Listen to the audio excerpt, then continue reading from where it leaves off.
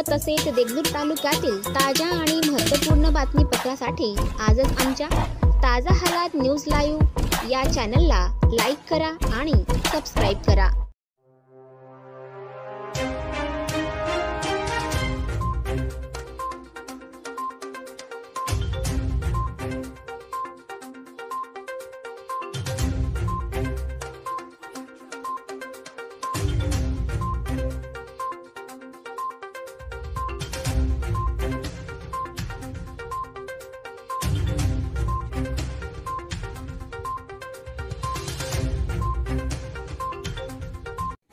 नहमदुहु व नसल्ली अला रसूलिल करीम।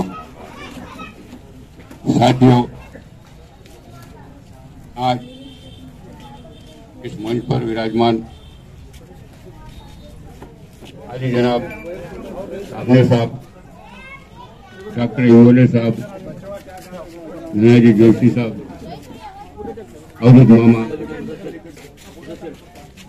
एरिया के सरपंच विक्रम साहब ने साहब, निसार देशमुख साहब,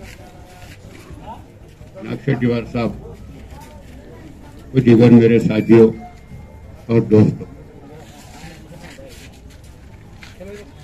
मैं सामने साहब का नाम माजी आजी नहीं बल्कि मेरे लिए पहले भी वो आमदार थे, आज भी वो आमदार है, आगे भी वो आमदार रहेंगे। इसलिए मैं डायरेक्ट आमदार सामने साहब नाम कहकर पुकारूं। साथियों, महाराष्ट्र असेंबली में मुख्यमंत्री और उप मुख्यमंत्री, हमारे नांदेड़ जिले के पालक मंत्री की उपस्थिति में सामने साहब को उत्कृष्ट संसदपटु, उत्कृष्ट भाषणकार का पदवी प्रदान की गई, उनका सम्मान किया गया। इस जीवन में यहाँ पर हमारे नौजवानों ने देगलूर उनका इस्तकबाल कर रहे हैं।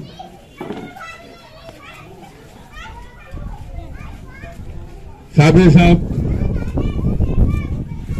कई काम किए हैं दोस्तों, अनगिनत।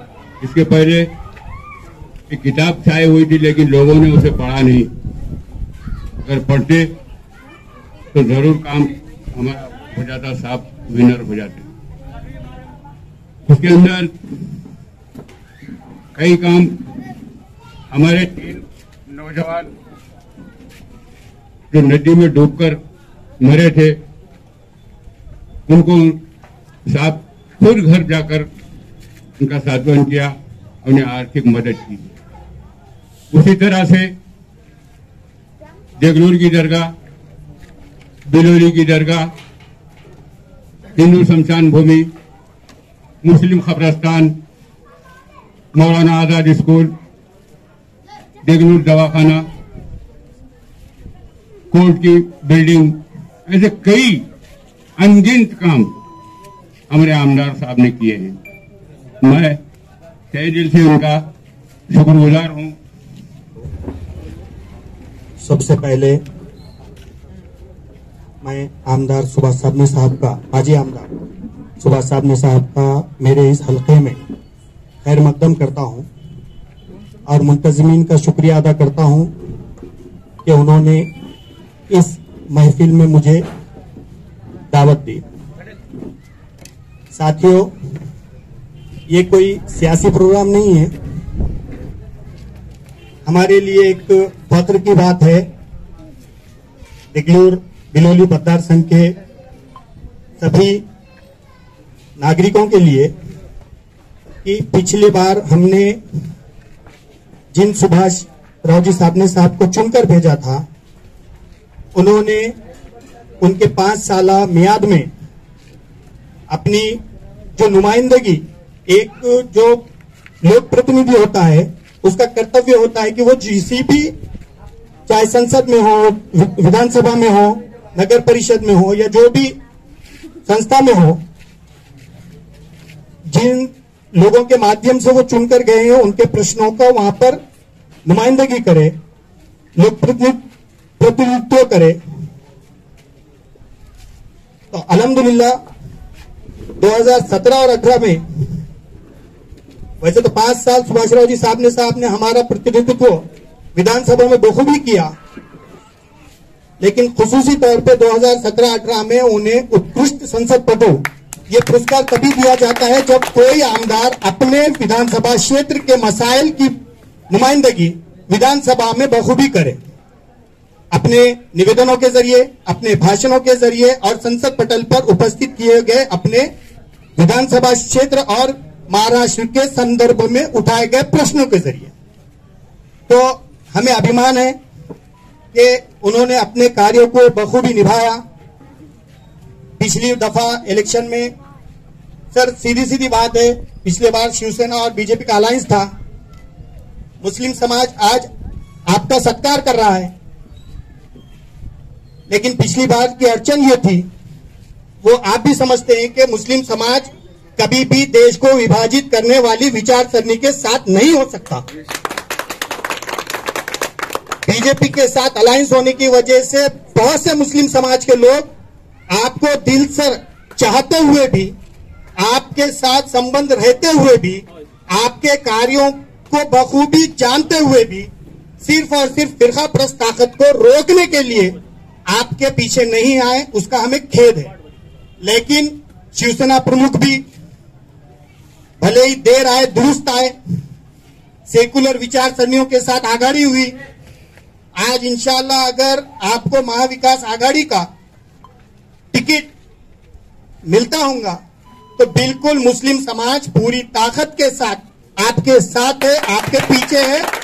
मुस्लिम समाज का कर्तव्य यही है, देश के निर्माण से लेकर आज तक कि हिंदुस्तान में गंगा जमनी तहजीब कायम रहे, हिंदू मुस्लिम भाईचारा कायम रहे और हम सब मिलकर भाई भाई की तरह रहें और फिरका परस्त ताकतों को पीछे ढकेलने का काम करें, निस्त नाबूद करने का काम करें। तो इंशाल्लाह आप भी मुस्तकबिल में जिस तरीके से आपका कार्यकाल माजी में रहा कि हमेशा सबको साथ लेकर चलना, सब समाज के सब दिन दुबड़े पिछड़े घटकों को साथ लेकर चलना, अल्पसंख्यक समाज को साथ में लेकर चलना, उसी तरह आप आइंदा भी इसी तरीके से अपने कार्यसाहस को, अपने काम को जारी और सारी रखेंगे और इस क्षेत्र के विकास के लिए जिस तरीके से आप पहले प्रयत्नशील थे और आइंदा भी आप उससे बढ़कर काम करेंगे। मैं आपके भविष्य के लिए मनोकामना करता हूं, शुभकामनाएं देता हूं और आप फिर एक बार आप मेरे इस घुमड़बेस परिसर में हमारे नौजवानों की दावत पर उपस्थित हुए और हमारे सत्कार को स्वीकारा, उसके लिए मैं आपका भी धन्यवाद देता हूं। धन्यवाद सर। कि मैं सिर्फ मुसलमान लोगों की बात करता हूं, यहाँ पे बच्चे हैं, नौजवान हैं और बुजुर्ग लोग भी हैं। अपने जब से देश को स्वतंत्रता मिली उसके पहले मुसलमान लोग राजा लोग थे।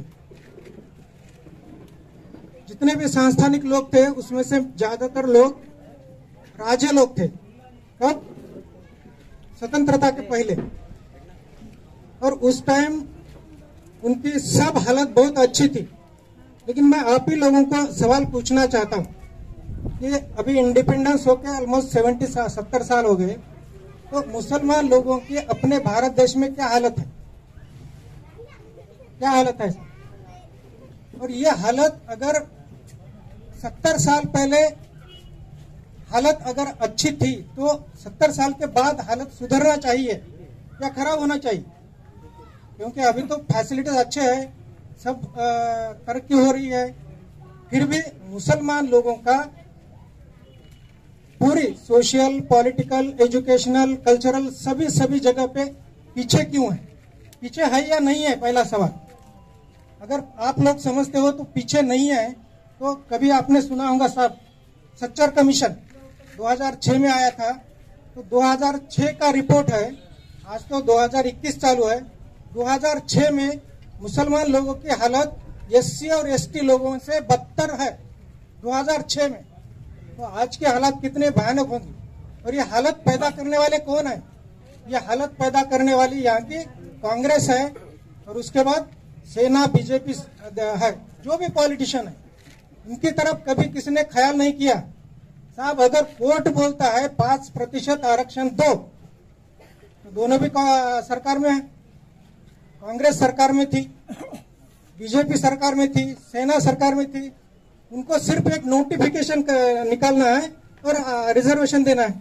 अगर इतनी छोटी सी बात अगर ये सरकारें नहीं कर सकती तो हालत कैसे सुधर जाएंगी। लेकिन मुसलमान लोगों की हालत सुधारने के लिए कोई कायदा, कोई कानून, कोई भी पार्टी अभी तक कर नहीं रही है और आगे भी कभी करने वाली नहीं है।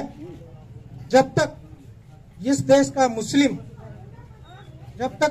का मुस्लिम कॉन्स्टिट्यूशन, संविधान को सामने रख के स्टडी नहीं करेगा और आगे नहीं बढ़ेगा, तब तक इसकी हालत सुधरने वाली नहीं है। बस इतना ही बोलता हूँ। धन्यवाद देता हूँ। जय हिंद, जय भारत।